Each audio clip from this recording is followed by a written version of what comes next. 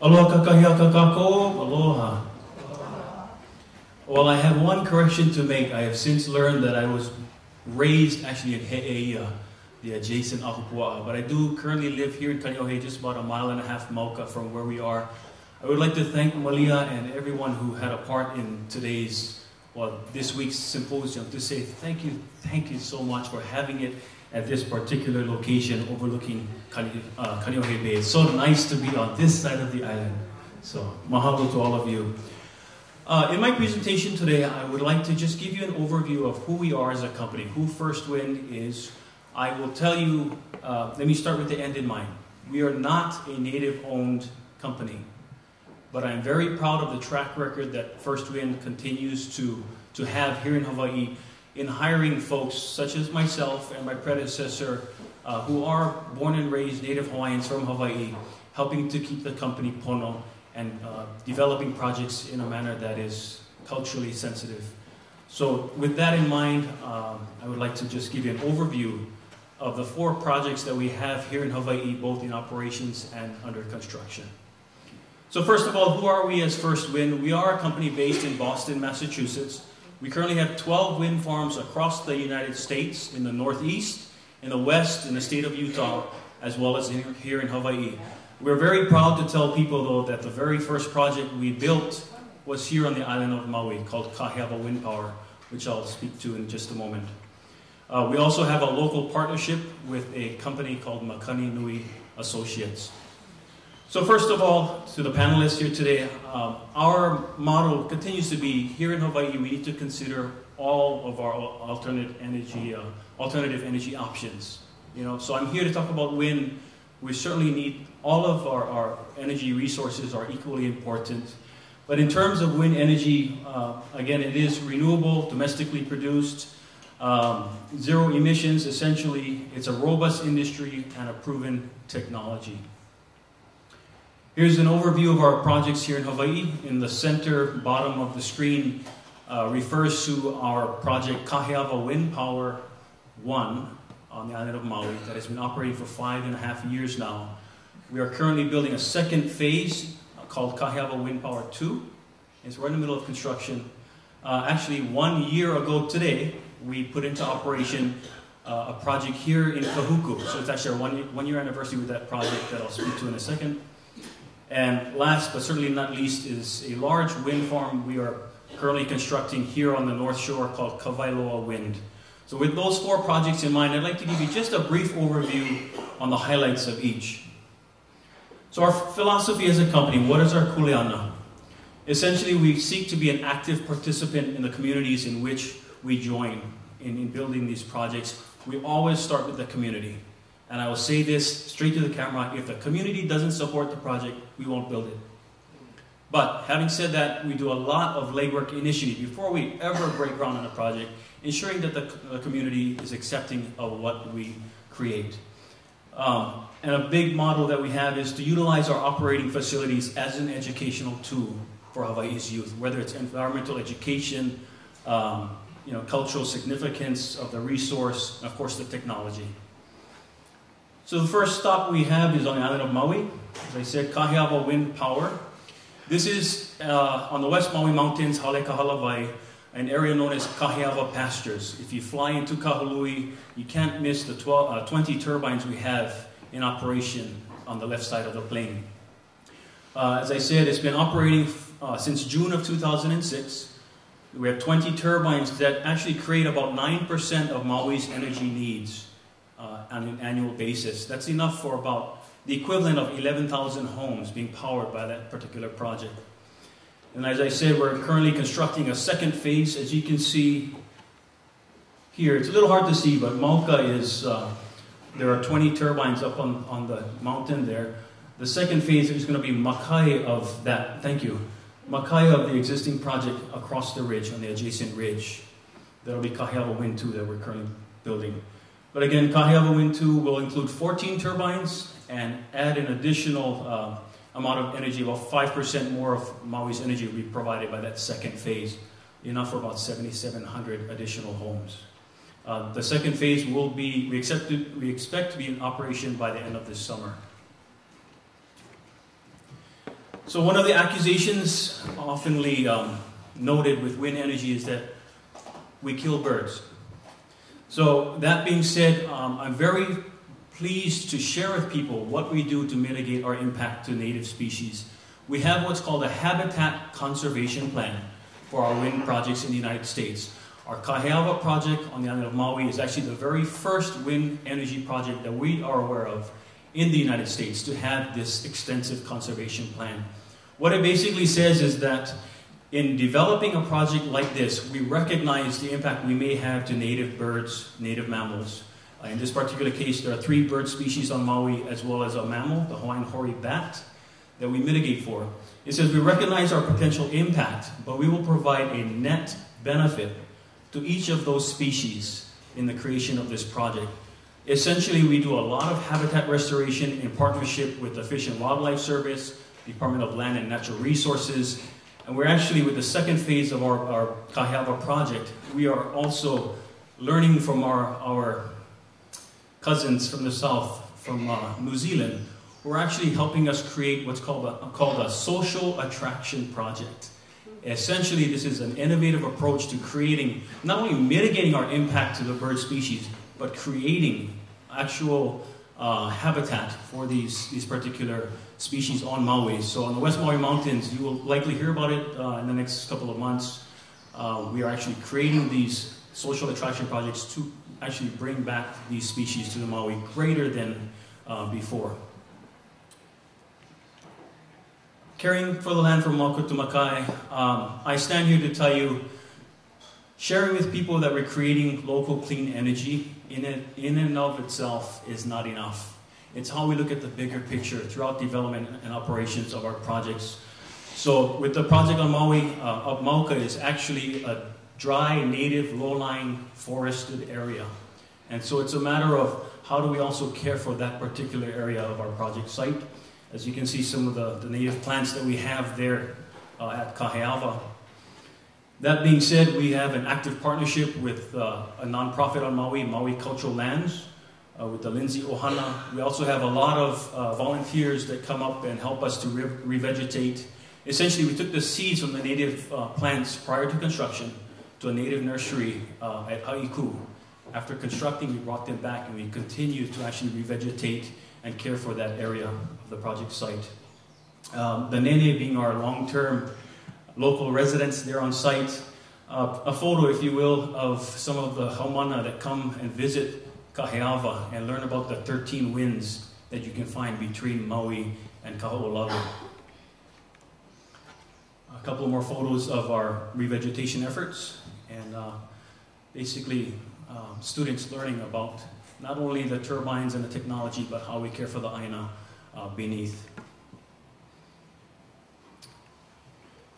Okay, so that's Maui. We're going to actually come here to Kahuku now. And as I said, Kahuku Wind Power has been operating for 1 year now, today. It's a 30 megawatt project. We have 12 wind turbines. If any of you have been have driven to the North Shore in the last year, you cannot miss them. We have 12 turbines that actually are creating enough energy for about 7,700 homes on the island of Oahu. To put that in perspective for you, in the evenings, as you know, wind is variable, but also demand goes up and down, right? So in the evenings, it's safe to say, plausible to say that the majority of North Shore is actually being powered by this particular facility. So that's a substantial impact to our island of Oahu's energy needs. Now, what's innovative with the Kahuku project, we have the first battery energy storage system for any wind farm in the United States at a commercial scale. What you're looking at actually is a battery facility built by a US company called Extreme Power. We essentially have this large battery facility at the Kahuku project. You know, one of the other accusations is that wind energy is variable. It goes up and it goes down. On a small island grid such as we have here in Oahu, this has been the groundbreaker for us. This battery system is not meant for long-term storage. That's still something that is being researched. But what this does do, it helps us to smooth out the output of energy from the wind project to the transmission lines that go to our homes. And that's a really groundbreaking effort. So essentially, as the wind gusts up and down, the battery either pushes power out or draws power within a millisecond, so that they actually work in conjunction with each other, and we provide a steady output of energy, thereby mitigating, brownouts or potential drastic increases or decreases in energy. Again, first of its kind in the United States. We're very proud of that track record. Community outreach, I use Kahuku as an example of some of the things we do as a company. So we began this conversation with the Kahuku community back in actually late 2006. But these are the things, in talking with the community, doing a door-to-door campaign, asking people what they think about having such a project in their community. They said, as a long-term member of the Kahuku area, we would like you to support these particular pillars that we're concerned with: education, agriculture, erosion control, and flood mitigation. And so I stand here 1 year later after operations, quite confident in saying that we've been committed to this long-term. I think we have an existing relationship with the community that's been very positive. A few photos of some of the students joining us for groundbreaking. Throughout the construction, we had the Kahuku High School students come and film and learn about the construction process, how you develop a project like this. Some of our very first visitors of the project were some of the high school's teachers who continue to help us figure out ways in which we can use that project as a learning tool for the local students. We're very proud of that.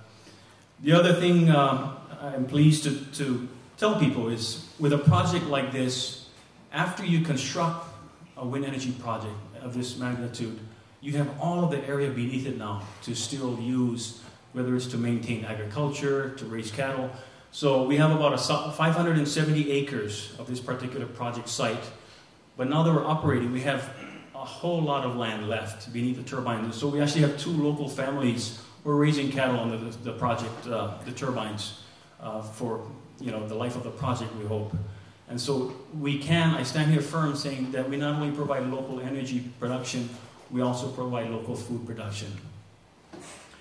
I threw in just a few slides to show you what it takes to build a project of this scale. Memorial Day of 2010, we had the blades come in by boat into Barber's Point. These are the 36 blades, 156-foot long blades come in by barge. We had a whole lot of construction opportunities, as Senator Ryan was talking about earlier. A little over 200 local laborers working throughout this project, as well as, of course, the guys at the docks helping us unload.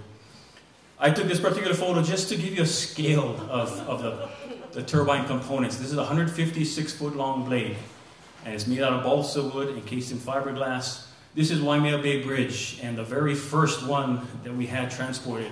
So mind you, 36 blades, 48 tower pieces. It's a big commitment trying to do this safely and to mitigate traffic impacts along the North Shore. So we're very happy the local truck drivers that we had behind the steering wheel did a phenomenal job. No incidents throughout the construction and transport process. Here we are going through Pupukea. The spread foundation, people often ask, will these fall down in a hurricane? I'm pretty sure they wouldn't. This is about 430 cubic yards of cement that keep each turbine up in place. So they are rated to withstand heavy winds. With 430 cubic yards of cement being transported in one night, that's quite an operation in and of itself. This is what we call a rotor top-off. These turbines are about 425 feet tall, and so the last thing they do is put the 3 blades up on top to finish that. And here's just a quick slide of completion of the 12 turbines in Kahuku. So a very happy day for all involved. And lastly, I'd like to just speak to a current project we're building called Kawailoa Wind. And I actually just have one slide to show you. Kawailoa Wind will be a 69 megawatt project that will include 30 turbines. Essentially from Waimea Bay, as you're looking Mauka from Haleiwa Town, to the right of Waimea Bay on through above Haleiwa Town. It'll be that expansive. Right across we'll have 30 turbines. The landowner is Kamehameha Schools, and so We are pleased, you know, one of the pitches with this particular project is that the lease revenues that we provide to Kamehameha schools will be used to then invest in the irrigation system of Kawailoa. So we're actually helping to improve agriculture, cattle, and maintain the rural integrity of Kawailoa in building this project. So again, Kamehameha schools, we're very pleased to have a willing and supportive landowner for this project.